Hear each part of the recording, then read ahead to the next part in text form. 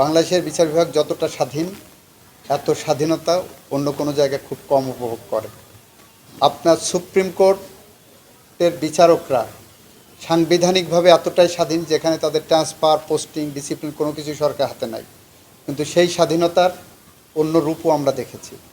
সেখানে আমরা দেখেছি শপথবদ্ধ রাজনীতিবিদ হতে।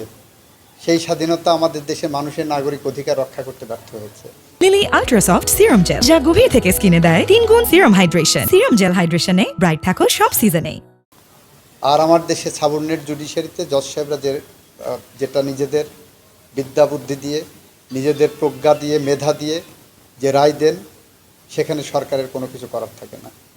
এবং বাংলাদেশে সরকারই সবচেয়ে বেশি আপনার মামলায় পক্ষ, এবং সরকারই সবচেয়ে বেশি হেরে যায়। এটাই আপনাদের মাথায় রাখতে হবে। যদি সরকার এত মামলায় না হারতো, তাহলে বলতে পারতেন যে সরকার তার সব মামলায় জিতে যাচ্ছে। স্টাডি করে দেখেন, সরকারের বিরুদ্ধে রায় বেশি হয়। দীর্ঘসূত্রিতার কারণ হলো কয়েকটা কারণ থাকে। এখন আমার দেশে প্রায় 45 লক্ষ মামলা পেন্ডিং। সেই তুলনায় আমাদের জজের সংখ্যা কম। আর যদি ফার্স্ট ট্র্যাকে যে আমাদের লয়ারদের সংখ্যাও কম সেই তুলনায়, যারা ট্রায়াল করতে পারেন। ন্যায় বিচার নিশ্চিত করতে গেলে একটা ন্যায় বিচার প্রক্রিয়ার সাথে অনেকগুলো ফ্যাক্টর কাজ করে।